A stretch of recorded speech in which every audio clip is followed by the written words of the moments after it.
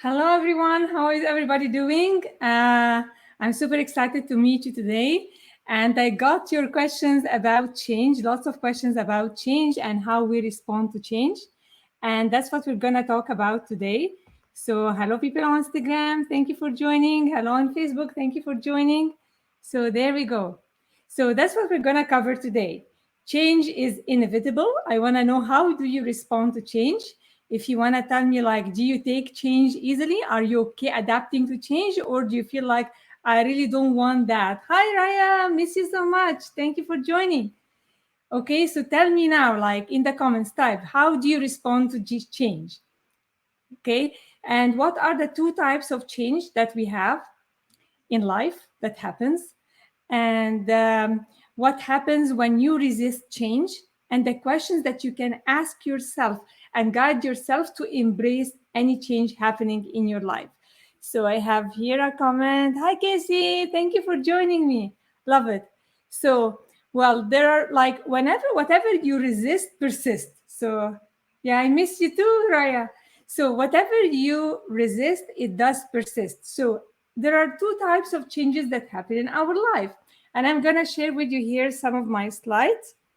So, there are cyclical changes, and these are the changes like the season changing, like spring, summer, autumn, winter. Like these are cyclical changes that we accept and we take it like it's normal for us. Yes, this is normal to happen. And there are other changes as well that happens. Sorry. Okay. And there are structural changes that happen. Structural changes, example, the computers, how it affected our lives, the internet, how it affects our life, the pandemic, how it affects our life.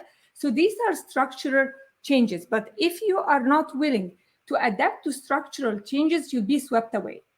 And we all witnessed what the pandemic did. Like it changed our life from being one-on-one and being live to being virtual.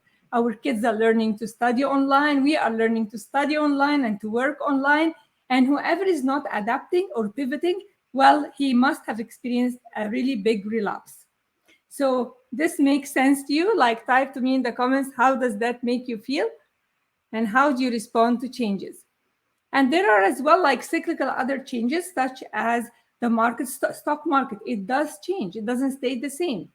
So, well, you are responsible for the outcome you experience. I always emphasize that we are the only ones who decide the outcome, how depending on how we respond to that. So if you resist it, you will suffer because it's happening. There is nothing you can do about, especially about the structural ones. So you must learn to adapt. And when you don't do that, mental suffering happens. Relationships fall because you're trying to force something or not accepting the changes happening. Like kids grow. Some people say, like, I don't want to see them growing. I want them to stay kids. What is gonna happen? One day they will leave the house. This is gonna happen inevitable, but your response to it, how is gonna decide the outcome that you experience. So uh, type for me here if you have resisted and how does it feel for you, and if you have accepted it and how does it feel for you. I love your comments anyways. And what kind of questions can you ask so you can process accepting change? And I have them here for you. So ask yourself, what is changing in my life currently that I am resisting? What is it right now, a change happening in your life at this level, but you are resisting? Just get still and write it down. When you do that, the second question is, well, why am I resisting that change? Because this has to do with something inside you. If I accept everything, it is what it is, and that's how things are happening, and I don't just like emotionally internalize it and get agony about it, then the response will be quite different. So tell me, like, yeah, share with me in your comments, how does it feel for you? And sorry, what am I resisting? Why I'm resisting that change? Okay. A third question is, what am I afraid of with respect to this change? Because most probably what you are afraid of, you are assuming the worst case scenario to happen. You are not expecting something good to happen out of it. I know lots of people whose business boomed during the pandemic. In spite of other people saying like everybody lost their jobs, it's hard, it's difficult, well, they pivoted and they are actually doing way better than they did before the pandemic. So what are you resisting? It comes with you because these are all inside you. Okay. And the next question is, what am I afraid might happen to me? Okay, with the change happening, what are you afraid that can happen to you? What are you scared of? And put it down on paper. Like, I don't believe in answering in your mind. It doesn't serve your purpose.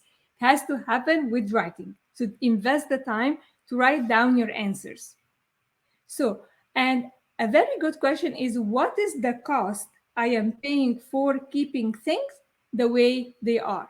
So what is it costing me if I'm not gonna change? For example, if people who are telling me always like, we're afraid of technology, I don't know, like it's too hard for me. Well, what is it costing you? Maybe you have a business that you can take on a virtual level, because now this is the way it's going. Like pandemic had, we never ever predicted it's gonna last that long, and we don't know when it's gonna end. We really don't know.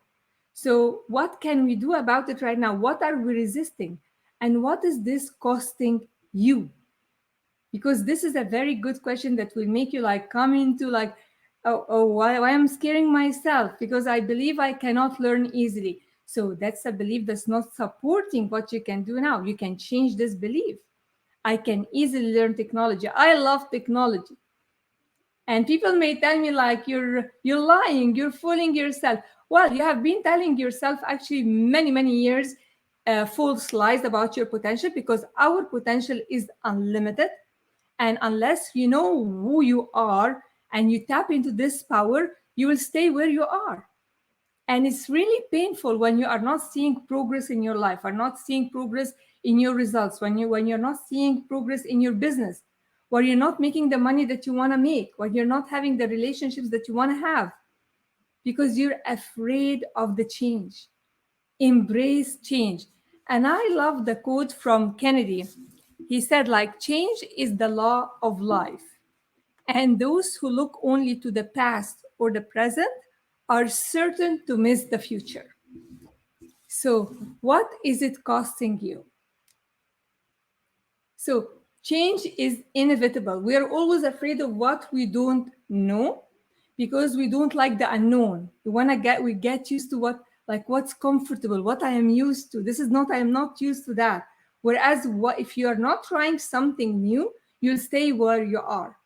And I know no matter what level in your life you are right now, you must be wanting something bigger, because this is our nature as human beings.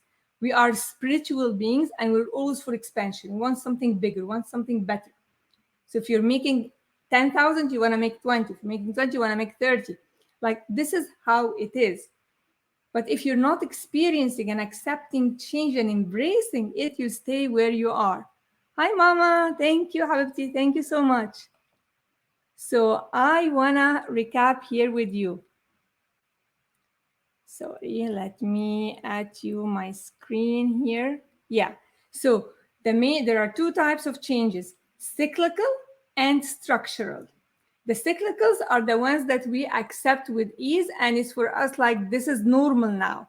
Like I said, like the weather, change of seasons, change of the stock market. This is cyclical change.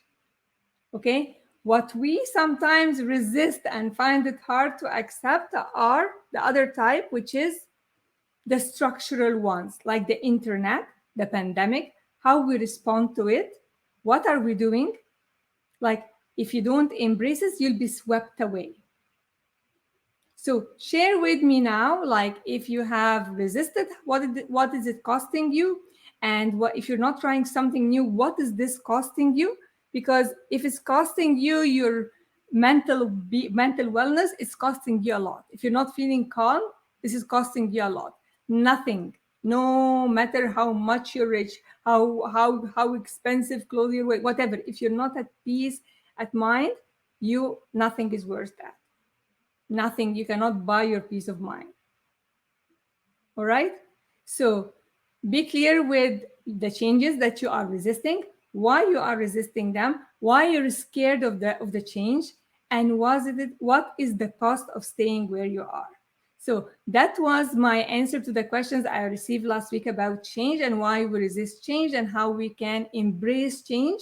So I hope you found value in that. Share it, like it, and I love you all and respect you, and have a wonderful rest of the day. Thank you.